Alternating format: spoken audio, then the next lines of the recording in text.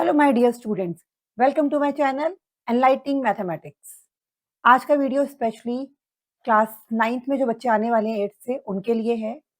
CBSE ने अभी कुछ ही दिनों पहले हाल ही में नया सिलेबस ड्राफ्ट किया है और मोस्ट प्रोबेबली ये नई बुक्स में आपको शायद देखने को मिलेगा। तो अभी मुझे नहीं लगता है आपको पुरानी एनसीईआरटीज़ वगैरह लेनी चाहिए, क्योंकि सिलेबस में काफ़ी मतलब मेजर चेंजेस हुए हैं, तो वो मैं आज आपके साथ शेयर कर रही हूँ। प्लीज़ देखिए, ये जैसे कि आपको दिख रहा होगा स्क्रीन पर, ये हमारा क्लास 9th का सिलेबस ओपन है। तो फर्स्ट चैप्टर, अब आप इसमें देखो मैंने ना कुछ चीज़ें हाइलाइट की हुई हैं, है ना? कोऑर्डिनेट ज्योमेट्री आपका ये फर्स्ट टॉपिक है।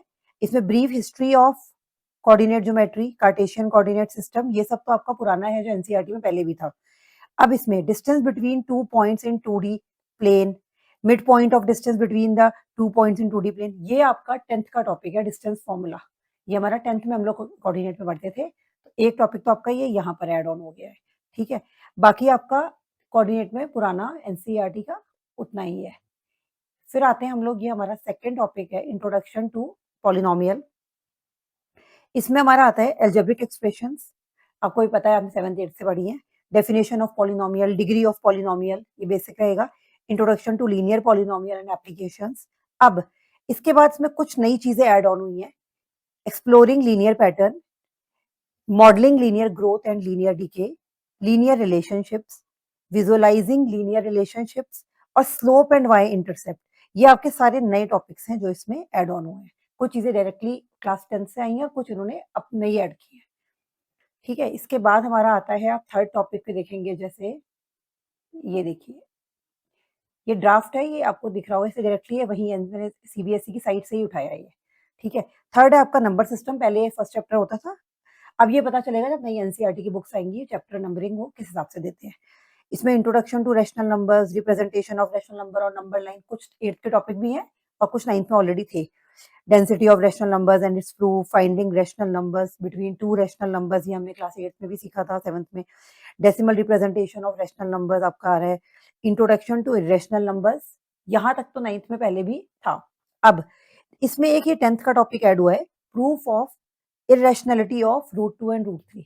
ये क्लास 10th का टॉपिक है जो यहाँ पर क्लास 9th में ऐड ऑन किया गया है। द स्क्वायर रूट स्पाइरल, ये नंबर लाइन है स्पाइरल वाली, ये आपका कंस्ट्रक्शन आएगा इसमें, ठीक है? नेक्स्ट आता है आपका इंट्रोडक्शन टू यूक्लिड ज्योमेट्री। ये क्लास 9th का ही टॉपिक तो है, चैप्टर तो इंट्रोडक्शन इन यूक्लिड ज्योमेट्री है, वहां पर सिर्फ उसमें एक्सियम एंड पोस्टुलेट्स थी। यहाँ आपका इसमें एक टॉपिक ऐड ऑन हुआ है, ये constructing a square with a given side as described in Baudhayana's Sulbha Sutra. अब ये बौधायनास सुलभा सूत्रा क्या है? ये अगर आप लोगों को याद हो, आपने थोड़ी बहुत 8th में और 7th में पढ़ी है, एक हम लोग पढ़ते थे पाइथागोरस थ्योरम। पाइथागोरस थ्योरम ये उसी पर बेस्ड है। पाइथागोरस थ्योरम ये बेसिकली ये है, क्योंकि ये जो हमारे यजुर्वेद में जो हमारे पुराने ये बौधायना, ये हमारे मैथमेटिशियंस हैं, इंडियन एंशिएंट मैथमेटिशियंस हैं, उन्होंने इसको पहले ऑलरेडी प्रूव कर दिया था, बाद में फिर पाइथागोरस ने इसको और डिटेल में बताया था। तो ये हम लोग इसमें पढ़ने वाले हैं, क्योंकि इसमें हिस्ट्री पढ़ेंगे हम लोग मेन ज्योमेट्री की इस चैप्टर में। बाकी कुछ डेफिनेशंस आएंगी, कुछ पोस्टुलेट्स आएंगे, एक्सियम्स आएंगी, थ्योरम्स आएंगी, ठीक है? तो ये इसमें कुछ तो 9th का पुराना है, एक ही टॉपिक इसमें नया ऐड ऑन हुआ है। फिर हमारा आ जाता है आपका ये lines and angles, chapter 5। Rays and angles, measure of angles, intersecting line and angle, pair of angle, ये सब पुराने हैं, ये इसमें ऑलरेडी क्लास 9th का ही सिलेबस है। Theorems and examples of intersecting line, इसमें हम डिफरेंट डिफरेंट टाइप के एंगल्स पढ़ेंगे। लाइन्स एंड एंगल बेसिकली आपका 7th 8th से लिया गया, और थोड़ा मोर ओवर इसमें कुछ चीजें नई ऐड ऑन हुई होंगी बस। Theorems and example on parallel lines, तो ये आपका लास्ट ईयर का ही है, तो इसमें कुछ ज्यादा चेंजेस नहीं हुए हैं। मैं स्पेशली आपको ज्यादा चेंजेस बताना चाह रही हूँ। ओह, अब आ जाइए आप, ये है सबसे ज्यादा इम्पोर्टेंट।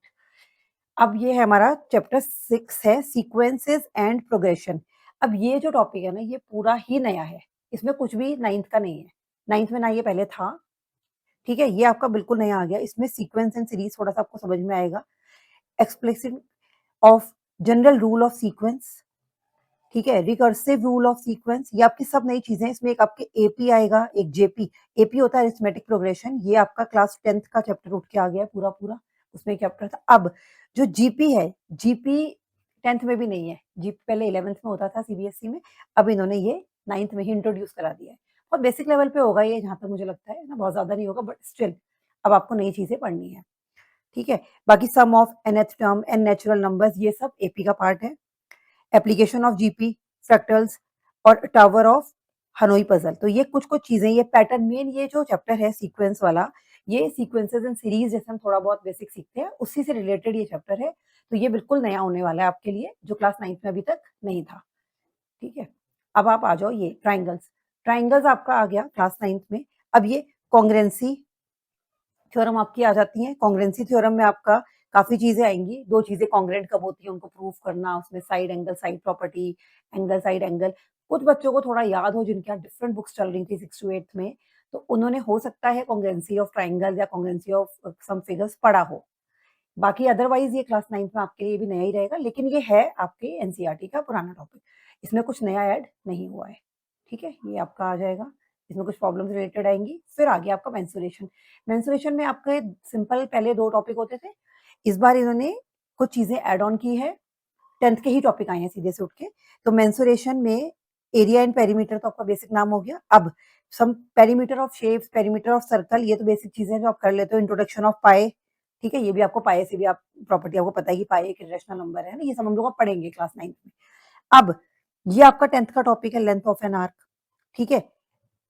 हीरोन्स फॉर्मूला 9th में ही एक चैप्टर था पूरा, वो अभी भी एज इट इज है। अब हो सकता है वो डिफरेंट चैप्टर हो या फिर वो इसमें ही चैप्टर के अंदर हो। अब जो प्रॉपर आपको जब एनसीईआरटी की बुक आएगी वो उससे ही हमें क्लियर होगा। ठीक है। बाकी एरिया ऑफ शेप्स, आप पैरेललोग्राम, रेक्टेंगल, इन सब के एरिया निकालोगे। इसके बाद आपका आता है squaring a rectangle proof from Baudhayana Sulbasutra. ये मैंने बता दिया आपको, बौधायन सल्बसूत्रा क्या है, पाइथागोरस थ्योरम है। फिर area of circle, area of sector of circle, class 10th का चैप्टर है, एरिया ऑफ सर्कल उसी से आया है ये। ठीक है।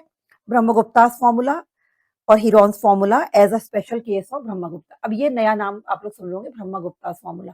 एक ये हीरोन्स फॉर्मूला तो चैप्टर है ही, इसमें एक नया आया है ब्रह्मगुप्तास फॉर्मूला। तो जो हीरोन्स फॉर्मूला है वो हम लोग यूज करते हैं एरिया ऑफ ट्राइंगल निकालने के लिए, और जो हमारा ब्रह्मगुप्तास फॉर्मूला है ये हम लोग यूज करते हैं एरिया ऑफ साइक्लिक क्वाड्रिलेटरल के लिए, साइक्लिक क्वाड्रिलेटरल के लिए।